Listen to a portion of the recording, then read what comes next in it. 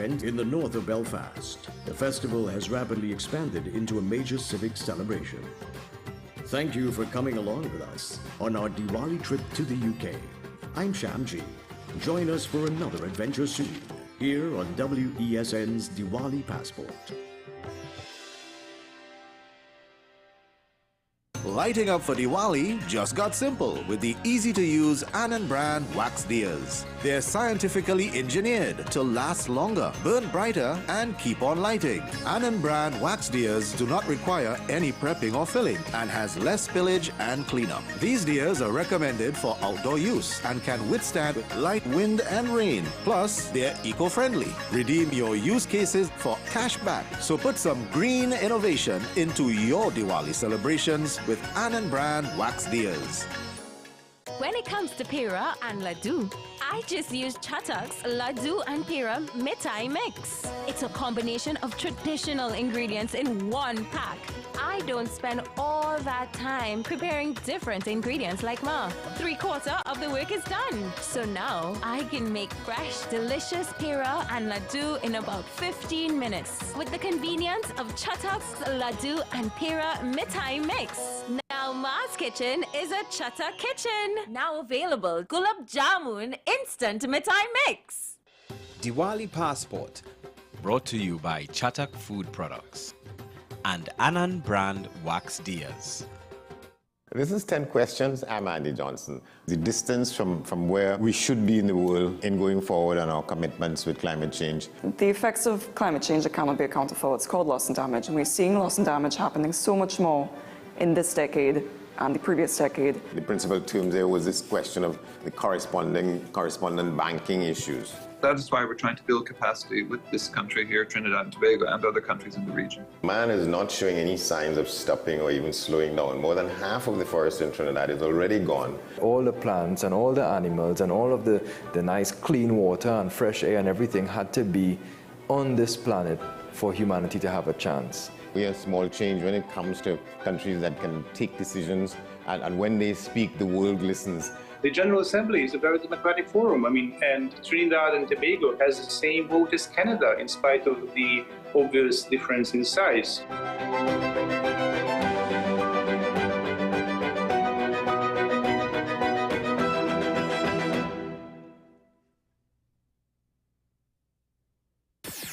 WESN.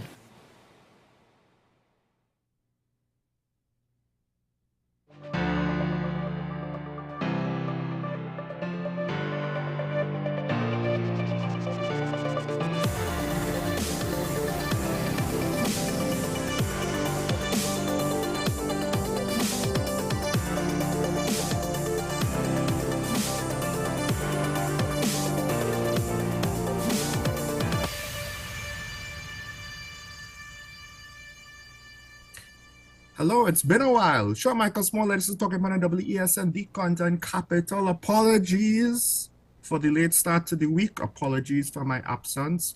Unfortunately, over the weekend, I seem to have come down with something. I had an allergic reaction. I may have been infected with what I am starting to believe to be PNM-doitis. Symptoms may include, upset stomach, indigestion, heartburn, diarrhea.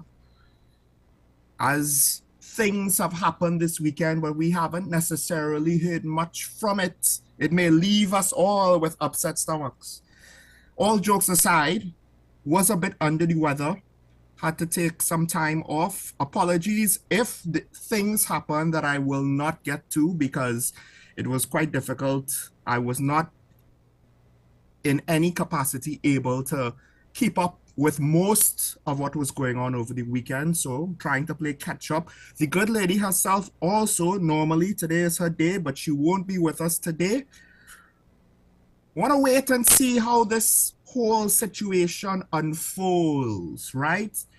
The news coming out of the weekend with regards to the PNM situation has not necessarily given us enough detail, but there's more than meets the eye, as you would say, despite attempts by the party to reassure the public that everything's gonna be all right. Unfortunately, they do a poor Bob Marley impression, all of them collectively or even individually. Now, with that said, before we get into the meat of the matter today, one thing that I did want to point out is the fact that, and I said this before, but I'm gonna say it again. It has come out that apparently the post of political leader was never up for contestation in the cancelled PNM convention and internal election. And it leads me to the question. Notice, technically, in the American elections, they pick the candidate, and the candidate, to some extent, is the equivalent of a political leader, and then they have their election. But it seems like our political parties want to have their election, then pick their political leader, aka their candidate. And it makes me wonder now, to what extent is this ethical? To what extent is this the fault of the voters? Because it's legal, as far as I'm aware. There's nothing to stop any political party from doing this. But to what extent, again, is this ethical? Because I do believe that the situation is interpreted by the public. I am voting for this party under this leader. The leader seems to be the only candidate that matters. Once the former PNM administration lost office, they changed leaders immediately and geared themselves up for the next election. A move that was, for the most part, not just realistic and practical, but one could argue even necessary in order to prepare immediately for the upcoming, in 5 years at the time, general election, the next attempt to re-win their position. Now, we're going in a situation where the Prime Minister is hinting he's going to be retiring. Are the voters voting for Keith Rowley? Or are they voting for his successor, who may or may not be known to the population? However that successor is chosen, and is that ethical? Now, generally speaking, our system of government seems to be geared towards selecting our government by picking the political party by which we want to create the government. And whoever the leader is, in an ideal world, to some extent, it should not matter. Because if the political party operated with some degree of political strategy and ideology, etc., then the leader would just be whoever was the leader at the time. It should not change the philosophy of the party, the direction of the party. It should not change the essentials of what the party offers the population. But this is not an ideal situation. This is not even, I would argue, a proper situation. Our political parties are not necessarily run by ideology. Political ideology, political theory. They are not run with any sort of philosophy to say, this is the approach we believe to be the best at governance. Rather, it's about convenience. It's about whatever the political strategy is at the time to win an election. It's about whatever it is to appease our stakeholders. Stakeholders may mean our base. Stakeholders may mean our financiers. Stakeholders may mean others who I leave for you to define. That's not necessarily a strategy, a philosophy of governance. Appeasing your base and your supporters is not a strategy of governance. It's a strategy of politicking. And therein lies the problem. You mean to tell me that you're going to potentially put a lame duck prime minister and a lame duck political leader because you may or may not have confidence in the next generation to win this election, which is incredible to say that the incumbent is going to be more popular than any sort of change that you may usher in, given how unpopular the status quo is growing to be. This is your plan. to put him out there one last time, as though it would be like if they put Obama out there to win Biden's first election for him, or to win Hillary's election for her. But we're not actually getting Obama. We're getting Hillary. We're not actually getting Rowley. We're getting somebody else. Now, the somebody else could be better, or the somebody else could be worse. The problem is we have no idea. And even if we did, that's the person we should be voting for, I would argue.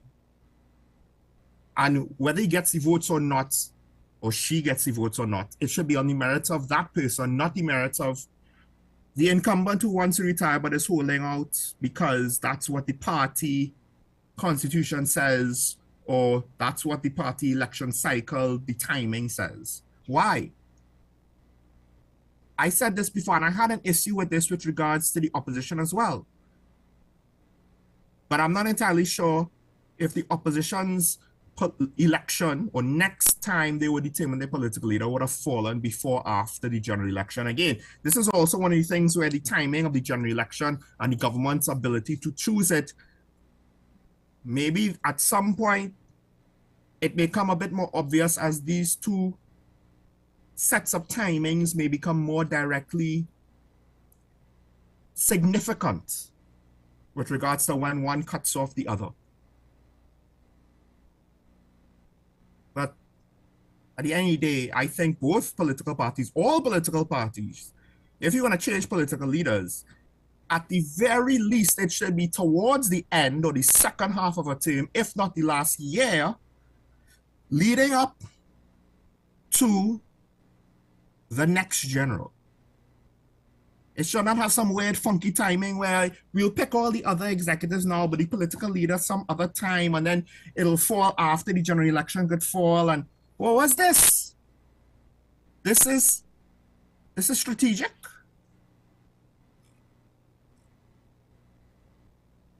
I do believe that the General Secretary said that the PNM is a strategic party, and he's not about to reveal the strategies of the PNM. And all I'll say to that is this: if the PNM is a strategic entity, then I would hate to see what a lack of strategic planning would look like coming out of the PNM. Because I don't think it's unreasonable to say that this might be the least strategic government that I have ever seen. Now, I'm not saying the partnership was a better government, but I could argue that they just may have actually been a bit more strategic. Maybe not. Maybe that might be overdoing it. But listen, we could complain about Vision 2020 and make jokes about Vision 2020 all we want. It may have been a bad strategy. It may have been a bad concept, but at least it was one. What is the strategy behind the PNM and this current government? And we could extend it to the rest of the political landscape right now. There isn't much of anything. If legacy projects were so interchangeable, when one fails, we have another one to come up right behind it to attempt. Oh, one hotel failed? All right, well, we'll switch to the airport, then we'll move on and we'll try and redo the hotel concept. I mean,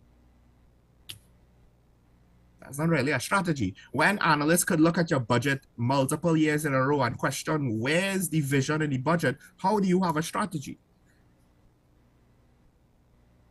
And when it seems as though you willingly allowed yourself to enter into a position where your successor or your succession planning is not, at least in some way, defined to the point where you're not going to have all of these waves. Because this could have been seen coming a mile away. We've been talking about who is next after Keith Rowley on Talking Point. It seems as though from the beginning of Talking Points, and that's at least 3 years, and 3 years in terms of strategy ain't that long. I mean, the PNM is so strategic, they built 2 Balize houses and reopened one.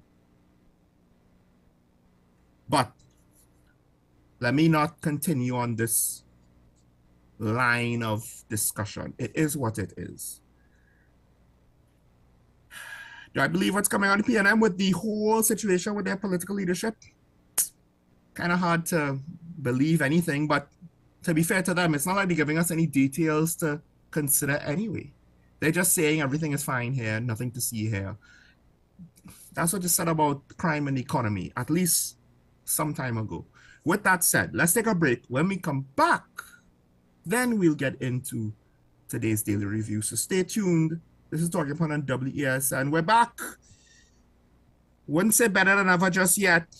Still recovering, folks, but hopefully we'll be continuing discussions for the rest of the week. Stay tuned. We'll be right back after this.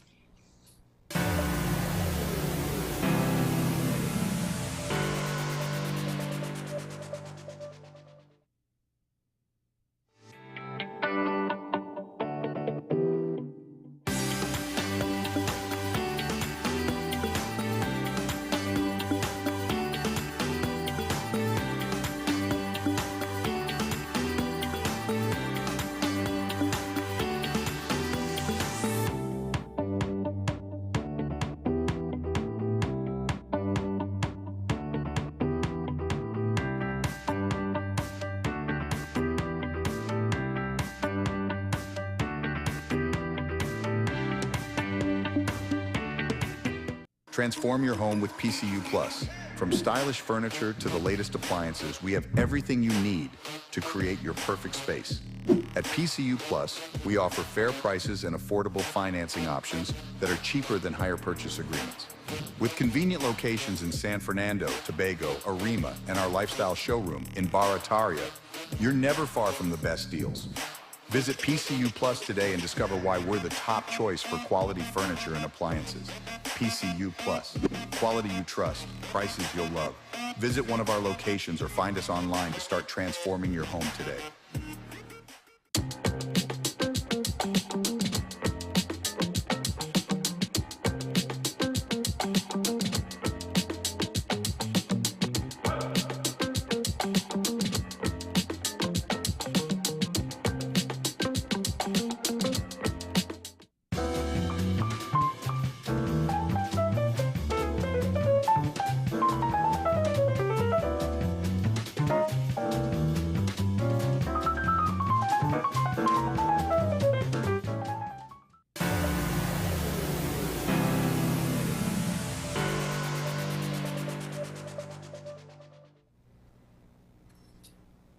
If you are suffering from PNM-doitis for more than 10 years, perhaps you need to consult a psychiatrist. I'm joking.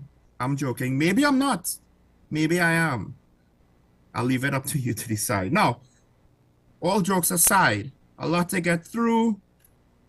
Of course, as always, it's time for today's daily review.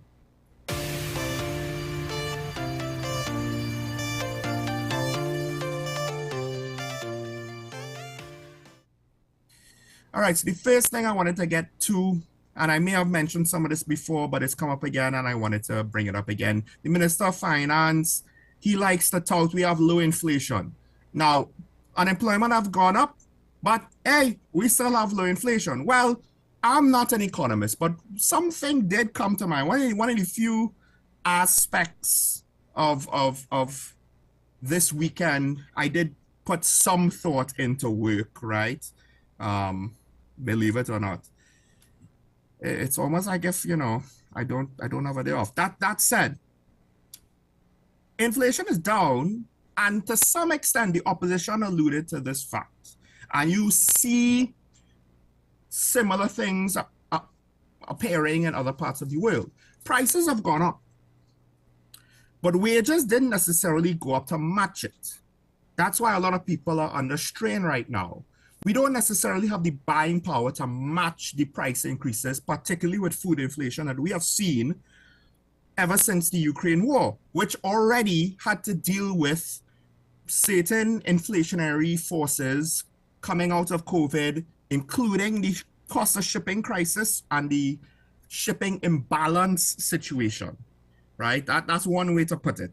It's an actual old problem. It was happening since COVID. It has not really been alleviated yet, which is a bit crazy to me. But with that said, the point is our inflation is low because we do not have the excess liquidity in the system to put any sort of real inflationary pressure on the prices of goods in TNT. That's my theory, right? Now, that might be the truth, and an economist might come out with more formal details and research and information and theories to say what I just said with a lot more authority. But in my very layman TV host analysis brain, that's what I've come up with. That's what I've observed. That's what I think is going on. It's not as though the economy is healthy and that's why we don't have inflation. It's ironically a consequence of what should be a negative situation, but at least there's a little bit of a silver lining, except, as pointed out, I believe, by one opposition member in the Senate in the budget debate, well, the prices are already high. So it kind of doesn't matter that inflation is low.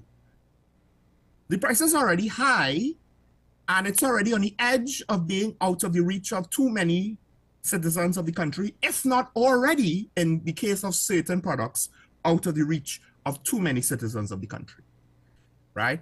Another morning show, I believe, the last couple of days also pointed to the fact that, hey, the price of certain foodstuffs are ridiculous.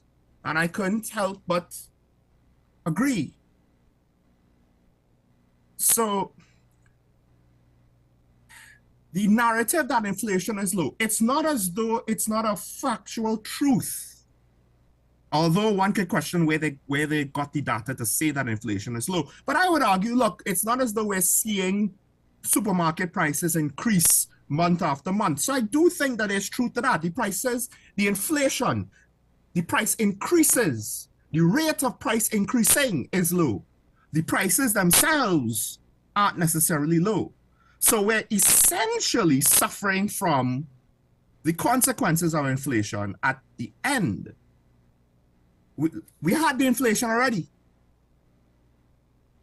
We don't need any more inflation to be suffering a negative consequence. And another thing that came out is, and this, it's almost like if the government doesn't really think about how they defend their position. So the Minister of Finance is trying to say, well, you know, unemployment, not so good, but hey, at least inflation is still low. Something to that effect. And maybe he didn't frame it that way. Maybe that's the media framing that way. But he's been trying to say inflation low for months now, and I'm not really buying it. But then to back up the economic position, the Minister of Tourism went on to say, well, look, travel outside of TNT and see how things are elsewhere, and then you'll see what it's like in those countries, and then you will appreciate what we have here.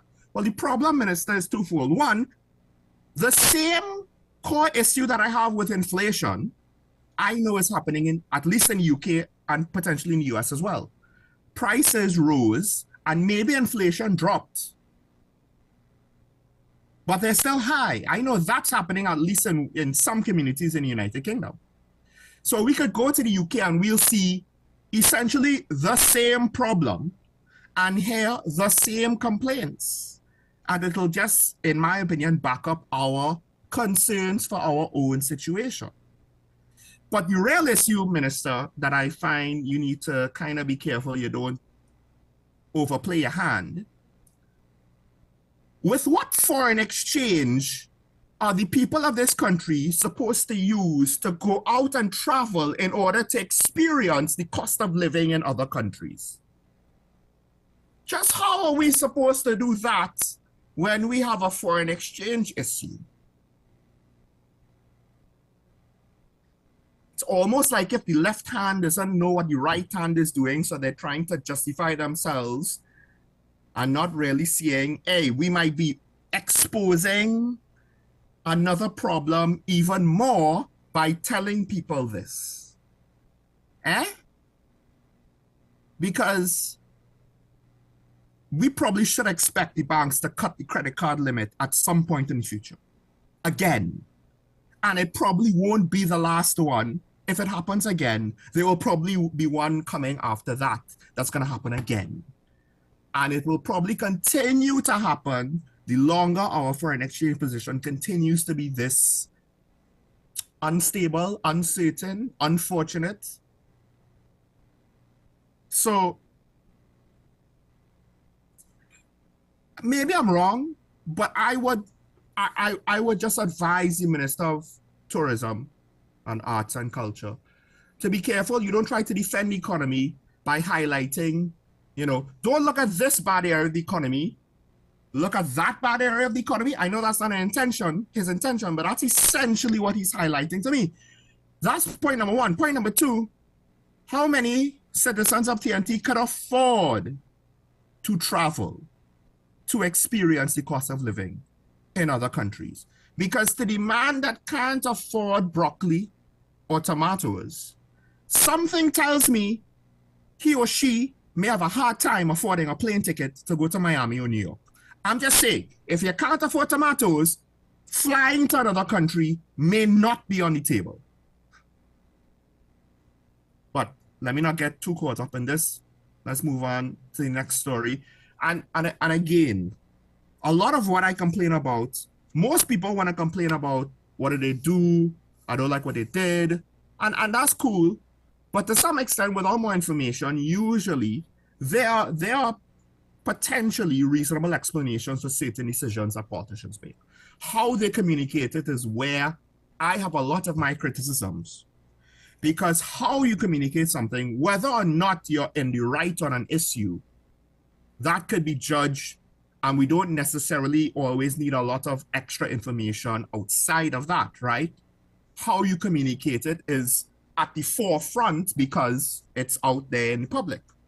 So, of course, we have this whole situation with Stuart Young, and part of it, again, played out in the press over the weekend. Not necessarily going to go and rehash all of it, but one of the things that I saw recently that bothered me was the defense that the Prime Minister had. And this is, I'm a bit late to this, so forgive me. I'm a bit late to this, but I didn't want to let this pass without commenting on it. Because there's one article in one of the daily newspapers, I'm not sure if the other papers ran with this story, but the Prime Minister brought up the fact that the opposition had a situation where they named him back, I believe, in 2015, according to reports, with regards to one partnership minister making certain claims about the Prime Minister's parentage. And the Prime Minister is basically saying, where's my apology? Where's my apology from the opposition leader, who was the head of the partnership at the time? Right? Now, here's the thing. These things can be true at the same time.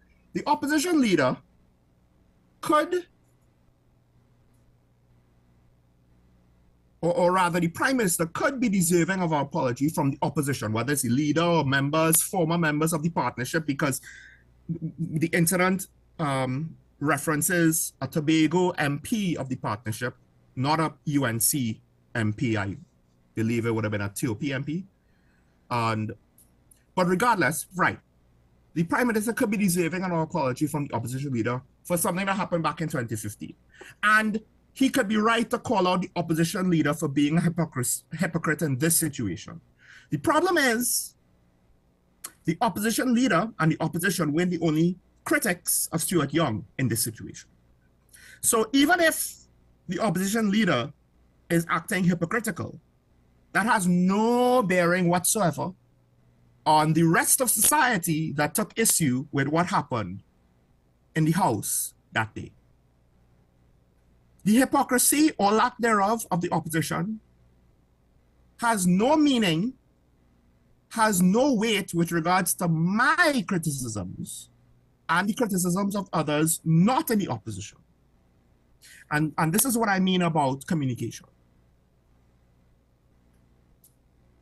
One of the reasons why I do this show is in my life, I have unknowingly, on my own time, ended up spending a lot of time watching various forms of media and various forms of public debate, not formal debate, public debate, and various forms of the public discourse when it comes to matters before the court of public opinion.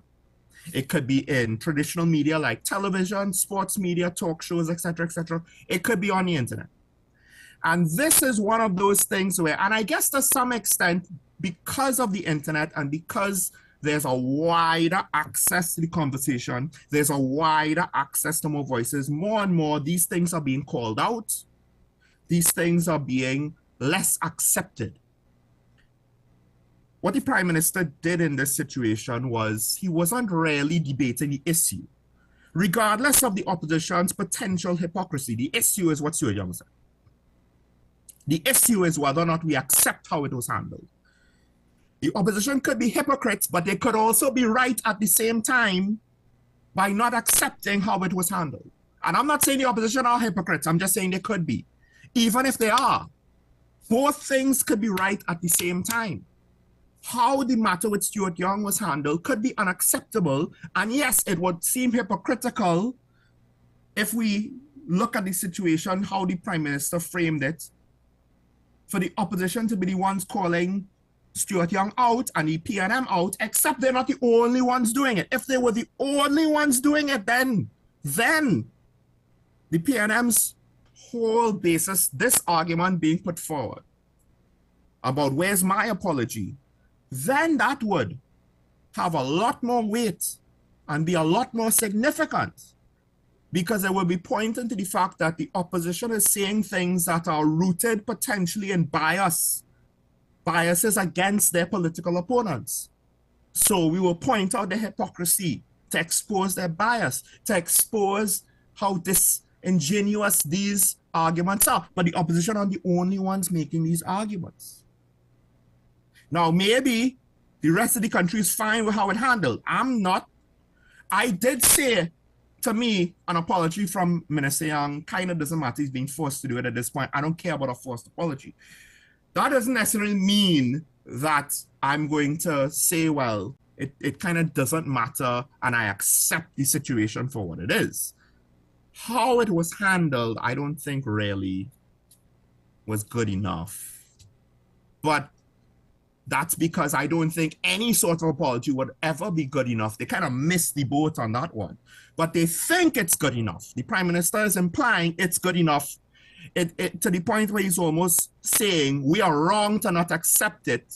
We morally have to accept it. It would be immoral to not accept it. I'm like, no. Because he's using a type of language to make these affirmative declarations. We already handled the matter. No, you already attempted to handle the matter, and it's up to the public now to accept it or reject it. And the opposition, whether they are acting hypocritically or not, to some extent, this is their job, to give their opinion on things like this. The public could accept or reject that as well. But I do think that, to some extent, more people will probably side with the opposition than the government on this one, which means that, you know, Lucy, you have a bit of explaining to do. I don't think enough people are going to allow you to attack the messenger, essentially, and not debate the message. Because that's what they're doing. They're debating the validity of the opposition to speak on the matter, not the issue the opposition is bringing up. And therein lies the problem. Because for the most part, like I said, it's not as though the opposition are the only ones bringing up the issue. So why they feel the issue will magically go away is beyond me, except to some extent, I do think they have a reasonable expectation for that to be happening, because that's what the voting public of this country will behave, will accept. That's how they would tend to deal with these matters in the past. Now the question is that what we will do moving forward on this matter? It might not be important enough to keep harping on and to keep any public eye, and to some extent the politicians rely on that too. At some point, the issue isn't big enough and it gets old, so it dies in the public discourse. At the end of the day, Stuart Young's comment ain't gonna change the price of bread. But this is an election year, and just because the discourse ends doesn't mean voters have to forget.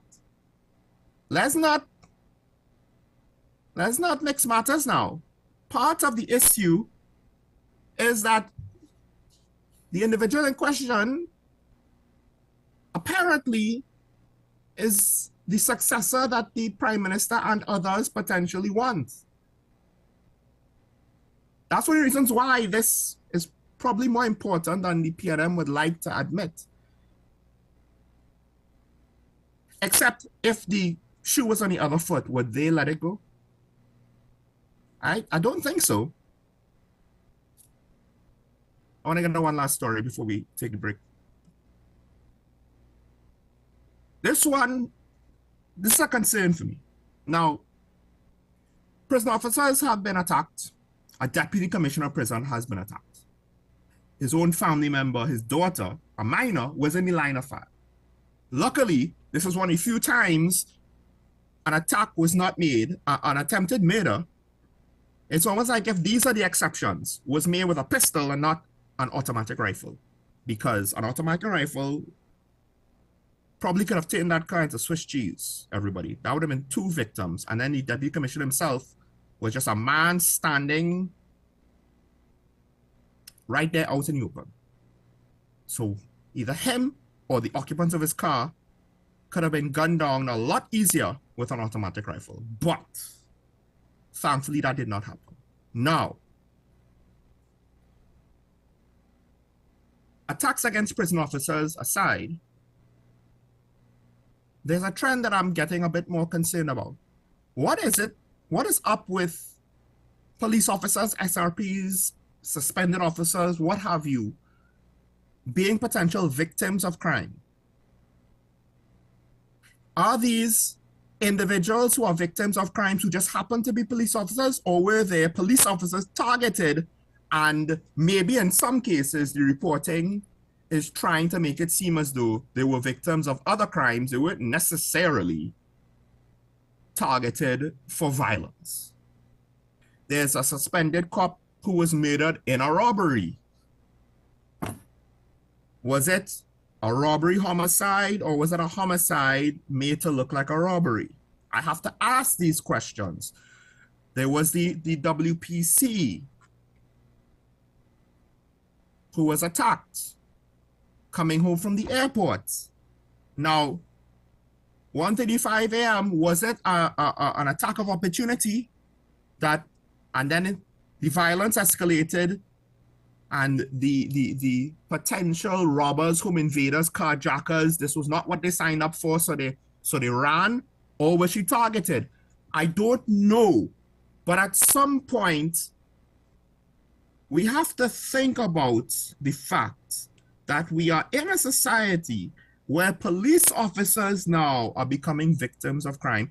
To some extent, one could argue criminals kind of know who the police officers are, but regardless, police officers are becoming victims of violent crime. Whether it was attempted robberies that turned violent or targeted violence because they are reasons people want to attack these people, I think either case is bad. And it alludes to, it implies, it suggests that things are getting a bit more out of control. And make no mistake, think about it. I'm not saying that there are hits out on the police, but I am noticing that police officers, whether SRPs, suspended officers, etc., they're ending up as murder victims.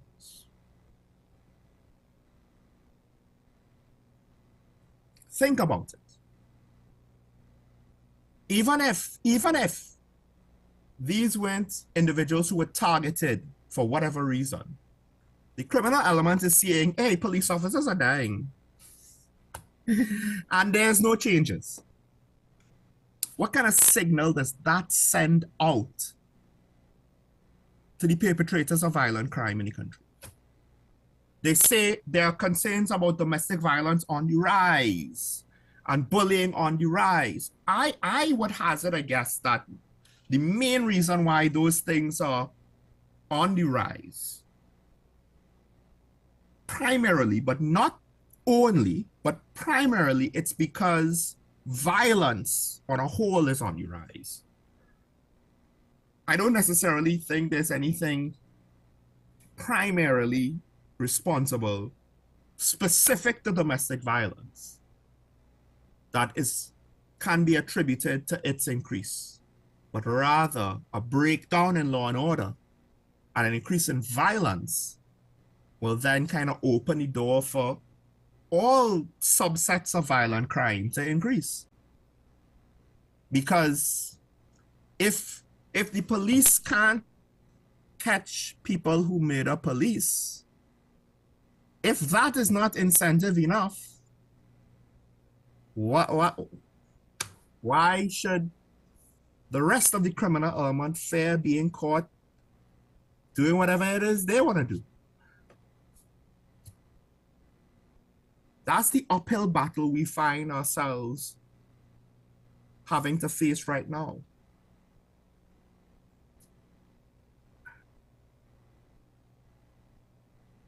I said last year, if not before, people who used to be protected in the past, the untouchables, the sacred cows, just wait, slowly but surely, if the level of violence goes unabated, that bluff will eventually be called.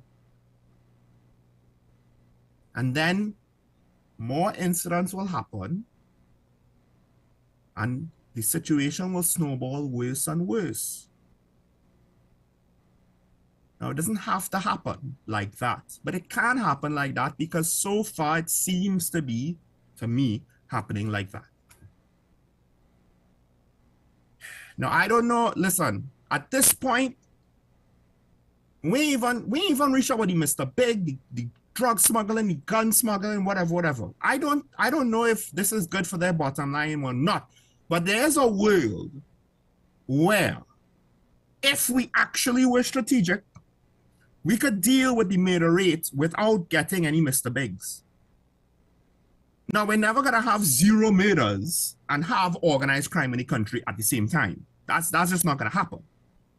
We're not gonna eliminate violent crime without at least having some prosecutions against shot callers and drug lords in the country. We don't have to lock them all up, but we gotta get some of them if we want to really drop crime to practically zero levels. But we ain't calling for that. We just want this murder situation to get under control.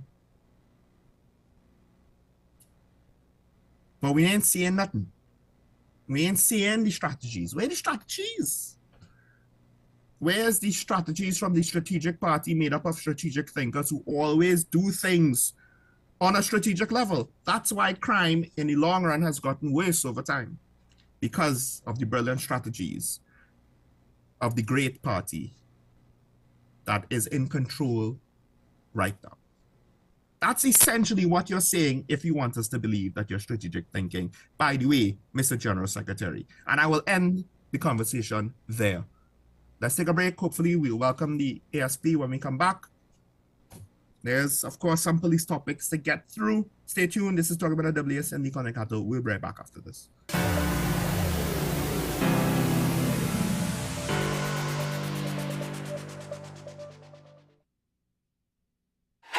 FanZone, your reliable, authentic supplier, has just gotten better. You can now visit our website, www.fanzonett.com, for your authentic wear and collectibles. The only place where you can use both your Visa debit and credit cards. Visit our website, fanzonett.com, to make your purchase today.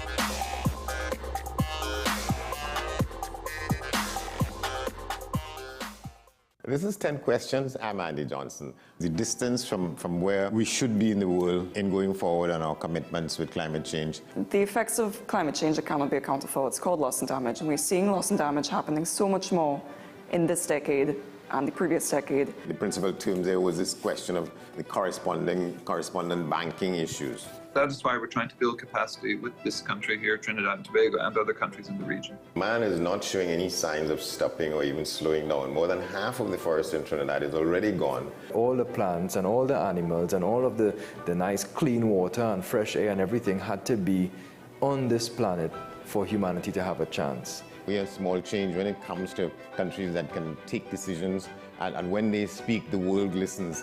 The General Assembly is a very democratic forum. And Trinidad and Tobago has the same vote as Canada, in spite of the obvious difference in size.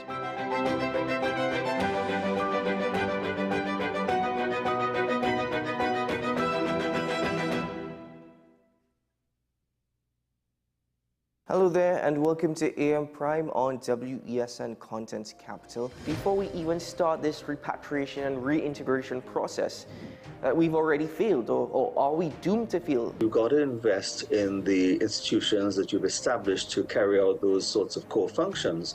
We now get into the regional updates to give you an understanding of what's happening across our neighboring islands. We have available a number of films that are worth showing. So it was day one when the French Revolution started to develop the concept of universal human rights. What happened this time is unprecedented. It's one of the largest terrorist attacks in history. Let's welcome Carl to the program. Carl is over there, next in stuff. Hello, Carl. Silky anteater or pygmy anteater, and we have two of the three species of anteaters right here.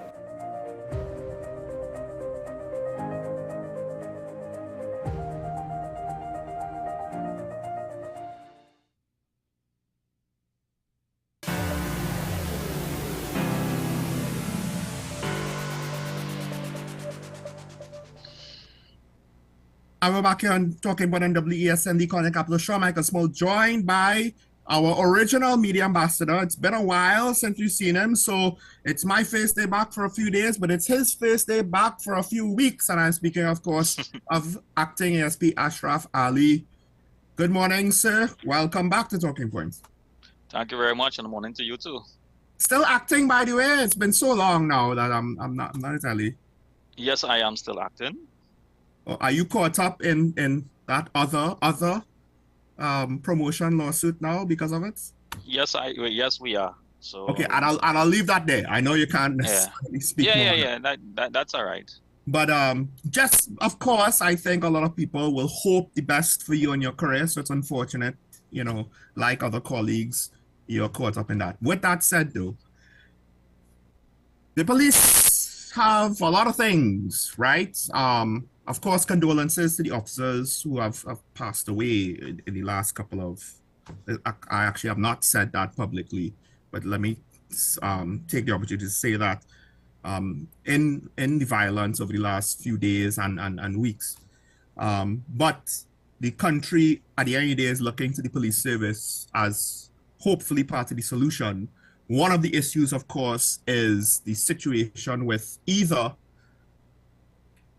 basically the fake police situation and the use of counterfeit or stolen authentic police uniforms. Now, the commissioner recently has decided to, I don't know if the right way is change uniform policy or reinforce the already existing policy with regards to uniforms. And that has brought up a debate. All I'll say about that is I do think that while I don't see it as a decisive move, it may be a necessary one depending on how the situation is controlled and whatnot. But ASP Ali, I mean, I don't know if what you have to tell us on the matter, because I do think that perhaps maybe the public debate is not necessarily on a realistic level, because to say that it's a good idea or bad idea just like that, I don't know if that's fair. Well, Firstly, I just want to condolences to our officers, our colleagues who died recently in violent attacks. At the same time, it just highlights what is taking place in our country holistically when it comes to violent crimes and the use of firearms.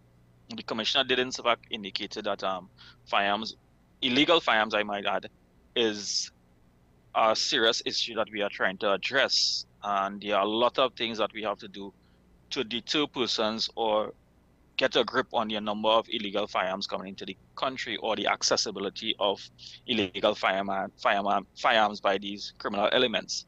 Notwithstanding that, I think that the policy, that the reintroduction of the policy in the organization is just reinforcing what we already have existed.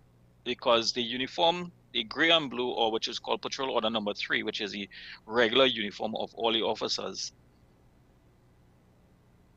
the issue is not the uniform per se. The uniform itself in our current climate, in our current environment, I'm talking about the type of heat wave and thing that we have on a regular basis. It's not conducive. So it's not the gray and blue per se. So the color is not the issue, it's the material. Sometimes it causes some challenges. That will be addressed in the shortest possible time by the executive and the association. They're working towards a solution with respect to that. The challenge we continue to face is that there are number of persons that commit offenses, and the term is using a uniform resembling that of law enforcement. That is a more troubling one, because everybody who use a uniform that marks police, use a uniform that mark police on it, that has an emblem on it, that you can go anywhere online and pull it down and go and get it printed and put on a jersey or t-shirt or a black t-shirt, and buy a cargo pants or 511 cargo pants and walk around the place. It's called a police. That is the reality we have. And the executive had made a decision in the most recent incidents that in order for us to address those concerns, we have to address our internal shortcomings at this point in time. Whether it is a good or a bad idea, it will in fact give a different perspective as to how we can treat with the other issue of who is a legitimate as opposed to an illegitimate or counterfeit police officer. We must address the legitimacy first. And this is how we address the legitimacy, by ensuring that police officers are wearing the appropriate uniform for the particular sections and units that they are performing the duties for. That in one aspect should give us the opportunity now to address the other area when we have, or if we should have persons committing crimes with these type of uniform. It is a process of elimination at that point in time. So we know in fact that these are really not police officers. The deputy commissioner did in fact indicate to the public that if persons are also unaware or not comfortable, that if an individual who presents themselves as a police officer to execute a warrant or come up to your premises or anything along that line, and you're of the opinion that you're not feeling comfortable that there's a real police officer, communicate with our 999 system and call the nearest police station and ask a question, because we have persons who will utilize that opportunity.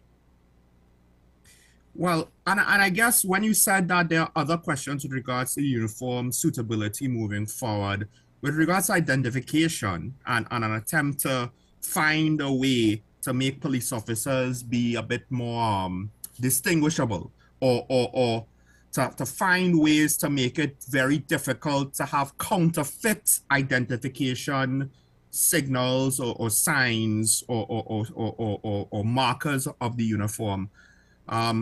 Does that mean that there may be some changes moving forward? Because one of my callers did put this forward, and I think, yes, it could work depending on how you do it and how you enforce things moving forward. So we have an issue with not just uniforms getting out there, but counterfeit uniforms being made, right? Both things are bad. rather than try to clean it up, the cat might already be out of the bag. Let's just change uniforms and try to enforce the rules now moving forward to prevent the situation from continuing. Could that be one of the things that's going to be happening moving forward? Because I do feel as though the public needs more discernible things to formally separate, to allow them to say, this is a police officer and this is not. Because at some point, I am afraid that people will start to want to defend themselves more. And then there is the problem, because defending yourself could be with violence or other actions, right? How do you determine what is appropriate behavior? Because who is authentic, who is not? And then the confrontation, as you know, with a police officer is never a good idea. But when you're facing a situation where it's a fake police officer now, there's a catch-22 that I don't envy anybody if they're ever caught in that situation. So could we be seeing some developments down the line? Is that potentially upcoming? Well, yes. At the same time, there's a lot more that we have to do when it comes to the issue of the uniform. So there's a lot of conversation out there as to the uniform and what we utilize in the uniform. So let me throw this out, and this is not an excuse or making any defense for it as the case may be. But throughout the world, law enforcement are subjected to the issue where persons would utilize the uniform, whether legitimate or otherwise, to commit offenses. That's an opportunity that they use. So it's not something that we can say we can eliminate 100%. You will always find the criminal elements who are looking for opportunities to use a particular type of uniform to do a particular type of crime. In our country of Trinidad and Tobago, the uniform of the police service or anything resembling that of a police officer is really the one that they normally use. So by utilizing the blue and gray as it's supposed to be, eliminating the other tactical and giving the opportunity for anybody to go and buy those in the stores, the likelihood of person purchasing a blue and gray in any of these stores, because it's not available in these stores, right? And we have not had any incident thus far where a police officer in his blue and gray kit has been involved or has been involved in any robbery or anything like that with that uniform on. All the incidents that we had thus far was persons wearing what we call a cargo pants, or sometimes a black shirt marked police, t-shirt marked police with a police cap. Everything else that we call something resembling that of police. And the reason for that is that we don't have a standard. We never had the standard has been diluted with respect to what officers are supposed to wear and what constitutes a uniform of a police officer. So it is in support of that the executive had made a decision that we have to reinforce the uniform policy that is existing in the organization. The next step now is to review the uniform per se in terms of access, comfortability, how comfortable it is, the level of mobility that you will have with the uniform, and all the other challenges that we have with the uniform. So in the first initial stage, this is the first initial stage to address the concern of imitation uniform and imitation police, and the uniform being uniform resembling that of police officers. And I'll keep on using that because these are not police uniforms per se. They are things that your officers would wear, and we would see it. You would see officers all at different areas having a black jersey, a black something, with our pants, with our cap marked police. Then they have a bulletproof vest, and we ourselves would ask the question: is this how a police officer is supposed to dress? Because you're putting yourself at risk, because the public is not aware that you are a police officer. So they will have confrontation, there's possibility of confrontation. So this is a step in the right direction, and hopefully we will get it right in terms of comfortable, how the uniform is if it's become more comfortable, more more accessible for the type of work that we use in our tropical climate, in our environment. So it's a work in progress. But I think this is the best solution for the purpose that we have right now, to alleviate some of the challenges that we continue to face, where the criminal elements are utilizing clothing resembling that of police officers. And we're not saying blue and gray, we're saying we're using the tactical and all these other type of wear black clothing and all kind of thing that is easily accessible at any one of the stores throughout Trinidad, and a lot of clothing stores that sells uniforms for security personnel. So that is the direction in which we are going to. There's other conversation will be taking place from that. I just want to point out, some people might say, well, why should we care about the comfort of the police officers? It's like, hold on. Yeah, feeling the heat. Like, if we want productive officers, that's at some point, comfort should be a factor, but also you mentioned mobility. So it's not just about an officer's feeling, it's also the practical ability to execute certain aspects of the job as well with regards to uniforms, the suitability of it. At the end of the day, wearing continental Europe, Napoleonic, heavy cotton, wool, whatever uniforms in our climate, you know, there's a reason why people, if we don't want to have to wear long sleeve shirts and long pants just to go into a government office, you know, some people, hey, I wear my short pants today, why I can't go in and see about my business? Well, it's the same thing on some level, it's just practical. Now, let's switch gears a minute, because you also wanted to speak about, well, there's the ongoing issue of bullying. And I'm not too sure if perhaps, and I brought this up with your counterpart last week, and I think or the week before, I'm not too sure if we're potentially just adding too much to the police plate. As much as I have criticisms for certain aspects of how crime is being handled, I'm not saying, yeah, and we could just add more responsibilities to police and everything will be fine. It's like, hold on, we want them to deal with violent crime. Is police necessarily going to have to be the agency to also deal with bullying as well?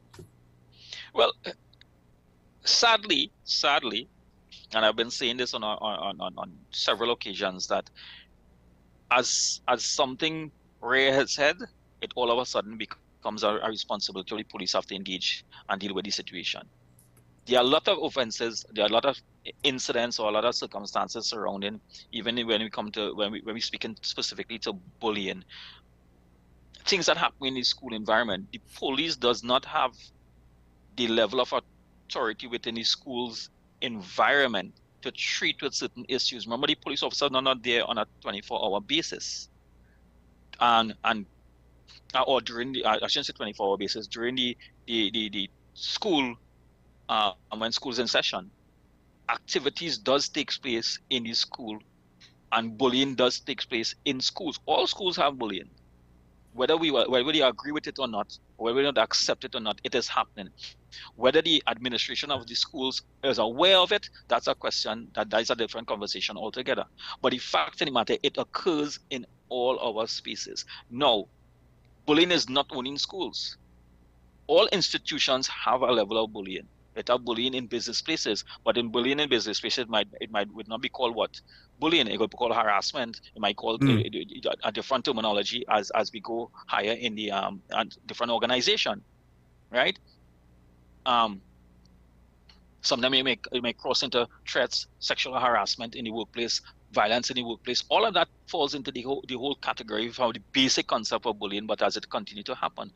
But when we look at the issue of bullying, is it that we are continuously only saying that only when we hear incidents, and under the unfortunate situation where the young man committed suicide, I shouldn't say, sorry, the term is no longer committing suicide because it's something different. Is what it's called,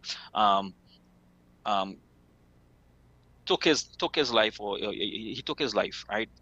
It's unfortunate because there were underlying issues that a lot of persons missed. Not police alone. A lot of persons missed the issues that this young man was calling out for some sort of attention on what was actually happening. How many of our teenagers or youths are calling out for attention because things are happening to them and we are just bypassing it. So it is not an issue of saying that the police can treat with or go into the schools and deal with bullying. When the offense of an assault takes place, that is where we will have to get involved in, because our offense has been committed and the police has to take the action with respect to the assault or the offense whatever offense was committed. But what about treating with the issues leading up to the actual offense? Mm-hmm. That is what I'm saying. I would like to interject. It's important for people to know it, because a lot of these things that you're pointing to, these are not police issues, right? But I guess it reaches the point now where, and I'm actually loath to say this because I do feel that this potentially one more thing takes away from other missions the police has. But for parents who may not be getting the response from a school administration, I guess once things escalate to a point where it does become a police issue, I guess you could say at that point the parent should more or less go straight to you all to try to get some sort of a resolution. I guess that's where we've reached now. It's hope it doesn't get too bad, but when it does, then you have to go to the police. Don't even, in a more ideal time, the police would be like a last resort that you would rarely have to go to, but now it seems like you're gonna have to be the safety net. That's the default safety net for all cases, I guess you could say. Well, that is the reality of what we're facing right now, and that's the additional responsibilities that has been placed on the organization from this perspective, because yes, we may have been the last resort. Now we are the first, because reports are being made to us before it even reaches the school environment, because persons also believe that they are not getting any level of satisfaction with respect to what is taking place in the environment, in the school environment, in the so they come to the police and they expect the police to take the action that they want. But at the end of the day, those type of things still also need investigation, an investigation to determine whether or not what offense was committed, and for us to determine how we proceed with it, right? I want to, we don't really have too much time to be on this topic here. Inspector Carter also spoke on this, so I can't, give it too much time. But there's one thing I do want to ask, which I don't think I asked him. To some extent, is there any laws or provisions where potentially, depending on how it's handled by the schools or by the parents, right?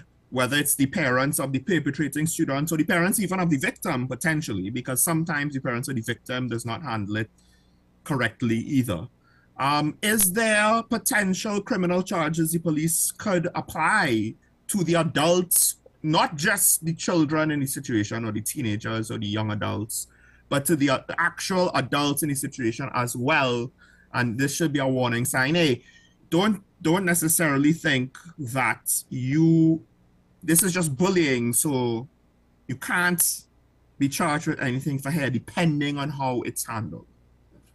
Well, there's always a possibility that any situation handled in an improper manner and results in anyone receiving injuries can become a matter that the police could take before the courts. So it is a warning for many parents that taking your own action could put yourself in some problems, in some hot waters, to answer some questions that you should not have been in the first place having to answer. So the only option would have been coming to the police and addressing it. Let the police deal with it, and let's see how best we can mitigate the consequences of any further violence, because bullying is violence, and anything else adding to more violence is not going to help violence. Right? Well, no, go ahead. Just finish what you're saying. Yeah. So if parents or adults commits the act, what example are you setting for the child who is a bully or who was bullied, and you behave in the same manner? That's the example you're gonna set. Is this what we're gonna say, that this is how we treat the situation? So on one hand, they're telling the child don't do it, but on the other hand, the adult is taking the same action. So you're really not going to solve the situation. Well, all right. There's more that we could say, but I'll have to leave it there because I should open up the phone lines now. We don't have much time left, only about 15 minutes. Yes, I know we're a bit late on it these days, but we'll still open up the phone lines so that you, the viewer, could try to have your say. Not going to a break. We'll go straight in. So hopefully the numbers should be up on your screen. As we see them there, you could join the conversation and have your say. You could call in to speak on this or other things. I know that a lot has happened over the course of the last 4 to 5 days. So call in and have your say on anything you want to. Even if I'm not aware of the story, that's fine. You could update me on it, make me aware of it. I could look into it while you're talking about it. Just remember to mute your television when you get on air on the phone. Now, while we wait, no, we're not waiting because we have Digger Martin on the line. Good morning, caller. You're on the air. Caller, good morning.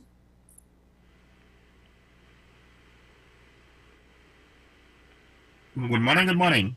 Good morning, Mr. Small, good morning. Not hearing the caller. You hearing me? Hello? Hello? SPL, are you still with me? Yeah, I am. All right, guys, we're not. I don't think we're hearing caller. No, we're not hearing anything at all. I'm not hearing anything at all. All right, let's try Tobago. See maybe if we could solve the situation. Good morning, caller. You on the air? All right, yeah, I'm Sean. Thank you very much for taking my call. We seem to have some audio issues, so I'm going to have to ask the callers to bear with us while our guys try to sort that out. While we do so, I guess I could kind of go into the one area. I'm not too sure how prepared you are to answer this, but teachers and the school administration also would have some sort of liability in these situations as well. Is that correct? With regards to bullying, if things go too far, not in general, but if things go too far. I would guess with respect to the ministries, the teachers, and with respect to the ministry, their processes.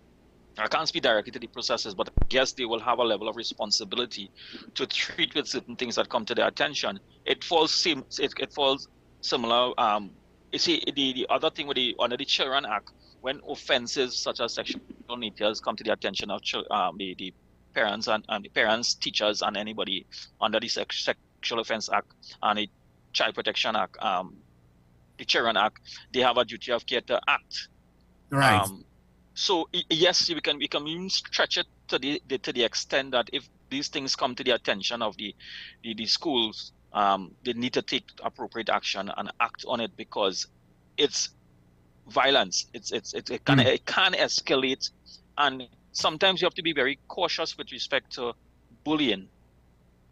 And we don't understand the other side of bullying. Bullying is not only about the person who is being bullied.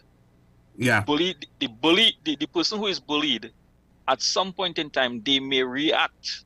And if they react, it may be dangerous, or it may turn into a situation where the persons and bullies and innocent parties can become victims of this person lashing out. So well, it is. I'll have to interrupt you there because we should have the audio now. Caller from Tobago, good morning. You on the air? Yeah. Sean, you there? Yes, we can hear you. Morning. All right. Very good. Yeah, very good. Thank you for taking my call. I wanted to pose a question to the officer, and this is concerning the uniform. It seems as though the focus is on the uniforms, and I'm thinking to myself, unless the uniforms can be designed the way, let's say, we designed a $100 bill, where Joe Public can more or less look at a uniform and be able to tell that it's counterfeit, that this did not come from official police sources because certain telltale signs are missing that cannot be copied by anyone except, you know, the actual official source. So unless you can design a uniform like that, wouldn't it be more practical to go to a source or depend on a source that, or an identification source that cannot really be copied, such as a badge number, right? Where officers have on their uniforms a badge number that is unique to them, just like a fingerprint is unique, and so forth and so forth, something that cannot be copied, where a citizen, when confronted by a police, if they suspect or have a feeling that something is untoward, this might not be a real police, they can say, "Let me see your badge," you know, or the badge number is apparent to them, and they can then call in to headquarters or wherever and say, "Look, you know, this police just pulled me over. Badge number so and so. Is this a real police?" and so forth and so forth. What do you think of that, officer? So the conversation is speaking about uniform, and I think the public needs to understand is not uniforms. We have multiple. We have about 3 different type of uniform that the police officers wear. Blue and gray is one sort of uniform that is standard uniform of all police officers. In the second division, from the rank of inspector from the rank of sergeant come down, from the rank of inspector is a different uniform. The issue of the uniform that we are concerned with right now is not the regular, as we call the blue and gray uniform, is a uniform that you speak to tactical, which is easily available at all the regular stores. So I understand what you're saying. So we have to address the issue of the tactical, where it is easily available at the stores. So once we revert, we also reinforce the blue and gray, and the blue and gray does in fact have your badge number attached to it, right? It has TTPS numerals on your epaulets, so there are distinguishing marks on it that is already there for the blue and gray that we have to revert to. The tactical has nothing on it. So there's just a simply marked police and a badge and a patch. So that is a challenge we try to address at this point in time. Also, badge numbers may not help in all circumstances, but I'll expand on that later. We have Digger Martin on the line. Good morning, caller. You on the air? Good morning, Mr. Small and Senior Officer, Mr. Ali. I don't want to use the word acting, because during my commentary, you're going to hear why I'm putting a question mark acting. No. Changing the uniform of the police is not progressive leadership. The police has a regressive leadership now. It's falling apart. And the TTPS has to understand that. The people at the top has to understand strategically where they want to go. A former police commissioner, an attorney by the name of Martin George, you know what he has said about the leadership? Clueless. And the other term, very, very, I wouldn't say they're confused, clueless and confused. And he was saying that to give an idea where the police is currently and the police service commissioner. And I'm going back, and this is a document. I don't believe people have read it and understood what came out of the Joint Select Committee. On page 26 of that 326-page report, it gives you an excerpt of the leadership quality of the current police commissioner. What she said under communication with the team is that she was not aware, and she was in charge of the special branch. She was not aware of what is happening in the Deer Police. One of our officer under her, that was a sergeant, he must be a big boy in the police service now, said they on the road because they basically come out to patrol the road to get somebody who shot a policeman.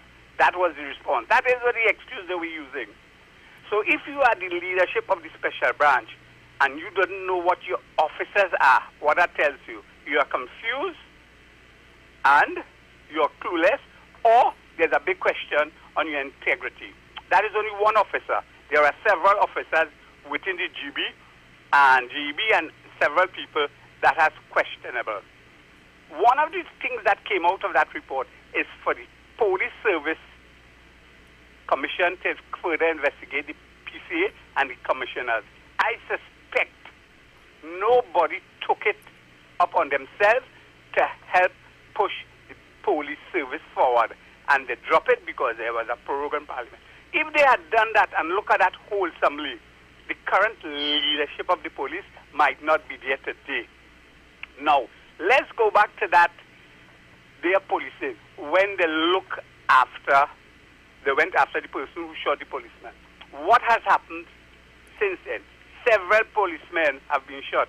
Are there dragnet? Are there several police groups all over the place hunting for these criminals? Look at the protocol used in the debate kidnapping of the boy. You remember that? Everybody, drones, all kind of things. It shows you the pattern of the police is either they lack vision, they lack integrity, they're clueless, they don't know how to operate, and they don't see how I am seeing it. Because if you have those things, you have to come out in full force. And you have to show the citizens like me that you're doing it. For example, one of the image-changing strategy the police service has done. Remember, it was the Trinidad and Tobago Police Force, and they turned it to Trinidad and Tobago Police Service, and we have gone nowhere. As I said, that is why I'm using the term regressive leadership now instead of progressive. And why is that? For example, how can you suspend a police officer for 12 years and U.S. close all that? Where's the police going? Where's the tribunal? Where's everything? You have 2 police officers who were shot recently have been suspended. And they're still allowed to carry the FUL. I am a citizen and I can't get it. If I watch my wife hard, they go take it away from me. And you committed robberies, alleged robberies, and you're before the court. And the police service, who we have to basically, because they charge the police officers for those things, and we have to trust them. If you charge him and we trust you, why don't you just take away his FUL? I ain't say to hit him hard, but do things that it is transparent and is equity across the board. Think about it. It's police charge those people to put them outside there, suspended, and you charge them for certain things. And if I had to trust you as a police force, what you're saying, I have to basically go with it as 100%. Hey, I charged him, yes, boy, he had a gun. Or the police service is lying on each other. I'll go and have a nice morning. Thank you, caller. ASP, I don't know if you want to respond to what the caller said, or... There are some things that the caller said that I would not even dare respond to because everybody's entitled to their opinions. The challenge we continue to face here is that the allegations being made against the individual, the officer who lost his life violently, yes, he was on suspension. And he's on suspension. He has never been convicted of any offense. He's innocent until proven guilty. And that is the issue with respect to that. And anyone who has been put before the court, they are innocent until proven guilty. Right? He has not gotten his day before the court to justify his actions, but he was suspended because of a certain circumstance. And any citizen who has been suspended is the judicial system is at flaw, is causing this problem. It's not to say that because the officer was on suspension for such a long period, it was the police service responsibility or the police service fault that the person was there. There are many persons who before the court now who are there for a number of years, and it is the system that you have to work with. Right? So a criminal defense attorney that I had on the show a while ago, he pointed out the fact, well, why should this case be fast-tracked as opposed to that case? All cases should be treated fairly. So I don't think it's reasonable to say, well, just because he's a police officer, it's going to magically cause the case to be faster than an average citizen. But what is the bigger question that I'm disappointed with a lot of persons? It's not that the fact that it's a police officer who got shot, not the fact that another officer lost her life just recently, or another officer in a short space of time, the SRP officer who lost his life. But the issue of violent crimes that is taking place, and nobody is talking about the violent crimes that is taking place. Nobody's talking about the narrative, as nobody's talking about the brazen nature of those criminal elements who came there. Yes, I know you have been doing it, right? But generally, I've been listening to some of the conversations in a lot of different areas, and the conversation is about the uniform, why the officer is suspended with why the officer suspended and why he should be working. He's suspended. He's not guilty of anything as yet, right? But it shows that we are not speaking about these young men who we continue to say that they have no job, they're going home, they don't want to make ends meet, they're trying to make ends meet, causing problems for the entire society. But we're concentrating on the police officer in this circumstance, why the officer was working to make an honest living. He was working to make an honest living. And that is the issue, and the nature of the violent crimes. A number of our citizens, law-abiding citizens, are in a situation where they've been robbed and put in a violent crime situation. And I'm saying the conversation should never be about the victims alone. The victims. What about the criminal elements? What are we doing to assist in our own space, trying to assist in getting rid of the criminal elements in Trinidad and Tobago? This is a whole lot. I actually had a question I wanted to ask, but I'll have to save that in future because I've been told that we should wrap up now. So I want to thank our callers this morning, and I want to thank ASP Ali. And I think that's an important note to end with. But I do have some comments I want to say, but I'll give you the opportunity to give your closing thoughts now, and then I'll speak about uniforms, then I'll speak about what you just said when we end the show. No, well, I will give way to you because I know we have some time. We have some short time. So the issue that I'm saying that the organization is not. We have a lot of work. We have a lot of work to do in terms of building our trust and confidence back in the public in every aspect on how we approach our provide our services. It's a work in progress. There are different opinions from different areas on how we should operate. Different personal views are all respected, but at the end of the day, Trinidad and Tobago is where we live, and Trinidad and Tobago is our country, and we all have to do our part to get Trinidad and Tobago back in a place that we all believe that we are safe enough to walk the streets of Trinidad and Tobago. And I'll just say this, because I did open up the discussion on uniforms, asking if it was fair how the public is framing it or criticizing it. And I'll go so far as to say perhaps it's not fair to say that the change in uniform policy is regressive.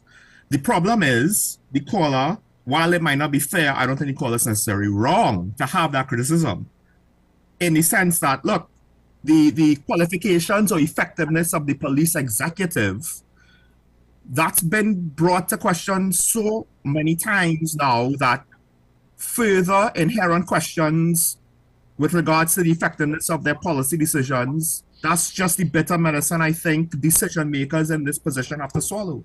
At the end of the day, that's the public perception of the police executive, and they have to figure out a way to fix it or live with it. So it might not be fair, but that's the reality, unfortunately. And it's a similar situation for the politicians.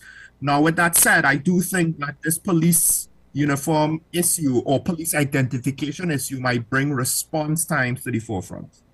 Because one of the biggest deterrents against masquerading as fake police is the capacity for citizens to call the emergency number to get a police response.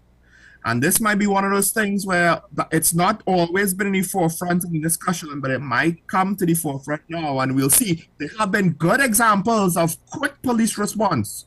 Don't get me wrong, right? But this might be tested more repeatedly, and we'll have to see how that comes up. But with that said, I'll just close with this. We do have to be cognizant that at the end of the day, police officers are humans too. And just like with COVID, where we were seeing officers, a lot of death notifications, and it was to some extent heartbreaking to see this one field where our officials were having to deal with the loss of so many of their colleagues while still doing their jobs. Similar things are now, I guess you could say, happening with regards to the violent crime situation. To what extent is that the responsibility of their superiors or their superiors or their political superiors, or to some extent the society public superiors? We have a part to play as well, and we can't necessarily wash our hands of the situation. And I'll leave that there. All we could say is that it's getting maybe a little bit worse as time goes on. But with that said, thanks once again to everybody. Make today a good day. As Mr. Shah would always say, remember your allegiance to the Republic and to each other. Do your part to make things better, as ASP Ali just said, and we will see you all tomorrow. Bye-bye.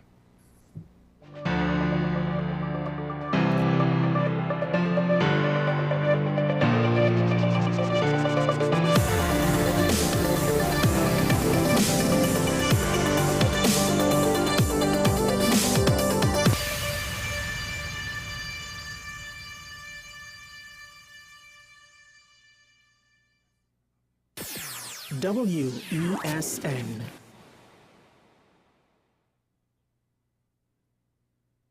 The home of Caribbean content is growing, and we welcome you to be a part of the #1 platform for young personalities who are driven to make a positive impact in society. As we continue to reach every corner of Trinidad and Tobago through our daily broadcasts, our social media pages, or through our 75+ digital billboards across the nation, contact us to learn about our competitive rates via marketing at wesncc.com or call us at 628-5835. WESN Content Capital, television with a difference. Take some time for yourself or spend some time with the family at Sandy Point Village